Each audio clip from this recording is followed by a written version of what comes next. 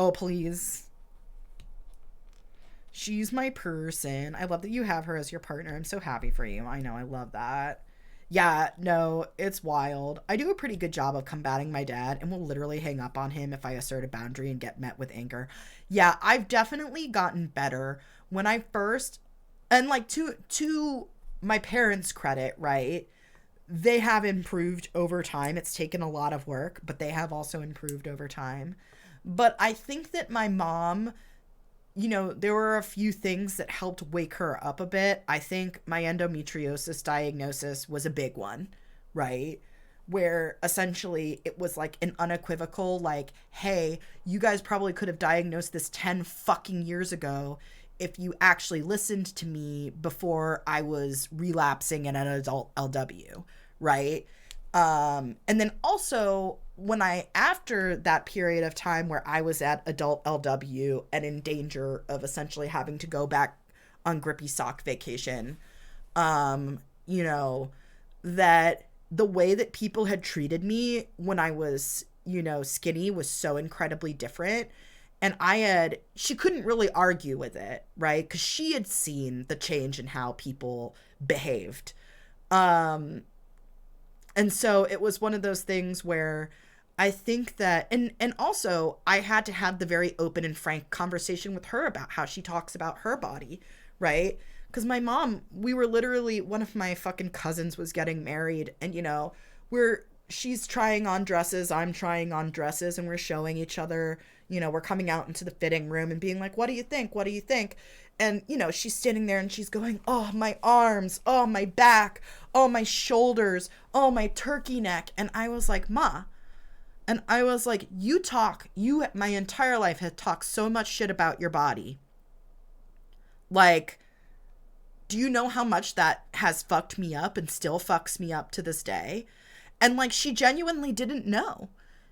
And, it was very hard for her, I think, because, she's not a stupid lady, for her to stop and realize, oh, actually, now I could see how this could cascade into being a problem, it became more real for her, My partner's mom has an unhinged, unnamed diagnosed syndrome where she has wild paranoia and thinks the world is out for her. Oof. My partner has been replaced, suggests hurting us often, and that's paired with the vile verbal and psychological abuse that's been present since she was a child. So it's a balance between her mom crashing out, us giving her an inch to keep her at bay, her trying to take a mile, then a flood of venom, rinse, repeat. Ugh. There's nothing we can do. We set boundaries, but we're also in the real world, right? And unless she wants to completely go no contact, then, but that is it. To say that that's easy is, a fool's paradise. I think a large part of my nihilist view is that I've never been extended the kindness that thinner people get met with. So, but it does filter out terrible people quite easily. Cam, it is so wild that the same people, the way that people treat you in one body versus another is like night and day. So yeah, and it is hard to not know the truth, right? When you've lived through being a fat person for like a good portion of your life, like, yeah, it sucks. It really fucking sucks. I've had to say the same thing to Mama Pastel, that it fucking sucks. And I'm so glad that I know that Douglas has talked about it a lot in here, and other friends who are parents who are like, hey, I am so conscious of this, and it is something that I am not going to carry into my parenting. And, as upsetting as it may be, I think that this is our behaviors that we learned. I think it's incredibly powerful to see parents, elder millennials and younger, who are really going forth and are changing this aspect of their parenting in a very real way. Fun fact from the Gloglol.